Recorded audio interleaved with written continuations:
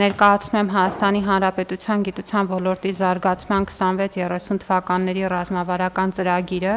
եւ պետք է հիշեցնեմ, որ գիտության ոլորտի զարգացումը կառավարության 21-26 թվականների ծրագրի առաջնահերթություն էր եւ հենց այդ աշխատանքների շնորհիվ գիտության ոլորտի ֆինանսավորումը 2018-ի նկատմամբ աճեց շուրջ 180%-ով եւ հնարավոր եղավ ոչ միայն կասեցնել ոլորտի նախընթաց տարիների վայրեջքը, այլև գիտության ոլորտում ներդնել զարգացման օրակարգ։ Գիտնականների բազային վարձատրության 105-ից մինչև 300% աճը, բազմազան դրամաշնորհային ծրագրերը երիտասարդների համար գիտությամբ զբաղվելը դարձրեցին գրավիչ։ Սկսած 2022 թվականից մենք արձանագրում ենք գիտնականների թվի աճ, ավելի քան 600 նոր գիտնականներ են մուտք գործել ոլորտ, որոնց շարքում մեծ մասը երիտասարդներ են։ Ներգրավում են հեղինակավոր գիտնականներ արտերկրից, այս պահին ունենք համագործակցություն ավելի քան 30 երկրների 160 գիտնականների հետ թիրախային ծրագրերի միջոցով։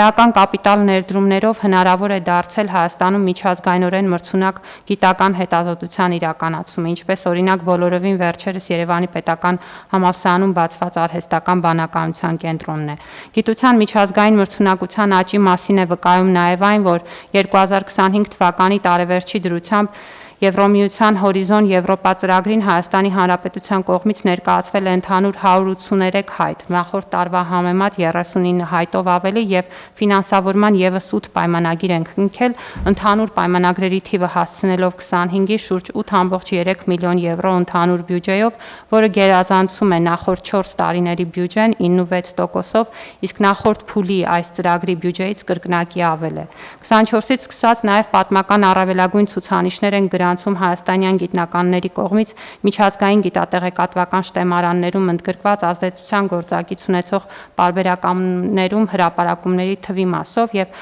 այս պահին արդեն ունենք շուրջ 1700 հոդված այն պարագայում, երբ նախորդող տարիներին ցուցանիշները շատ ավելի վատն են եղել։ Այս եւ այլ ձեռքբերումները հնարավոր են դարձրել նախանշել գիտության զարգացման հաջորդ փուլի թիրախները, որոնք որ ներկայացված են այս նախագծում եւ հիմնված են նաեւ 25 թվականին ընդունված բարձրագույն կրթության եւ գիտության մասին օրենքի եւ ակադեմիական քաղաք ծրագրի հայեցակարգի վրա։ Մասնավորապես ռազմավարությունը հիմք ընդունելով այս ծրագրերի շրջանակներում ստացված արդյունքներն ու ուղղությունները նպատակ ունի շարունակել պետական նախաձեռնողական քաղաքականությունը գիտական գերազանցության եւ միջազգային հեղինակության բարձրացման ուղղությամբ, իրականացնել գիտության տնտեսականացմանն ուղղված ծրագրեր, որոնք համակարգը կզինեն գիտությունից արտադրություն ճանապարհն անցնելու կարողություններով, ենթակառուցվածքներով, մտավոր սեփականության պաշտպանության համակարգով եւ ֆինանսական գործիքներով, բարձրացնել գիտության ոլորտի սոցիալական ազդեցությունը, գիտական ձեռքբերումների ավելի լայն լուսաբանմամբ եւ հանրային ներգրավման միջոցառումների իրականացմամբ, ինչպես նաեւ հաշվետվողականության ավելի բարձր մակարդակի գործիքակազմի ներդրմամբ եւ վերակազմակերպել ոլորտի կառուցվածքը, զինելով բոլոր անհրաժեշտ սարքավորումներով եւ ենթակառուցվածքներով, միևնույն ժամանակ ոլորտի կառավարումը դարձնելով առավելագույնս թվային եւ օպտիմալ։ Ծրագիրը իրենից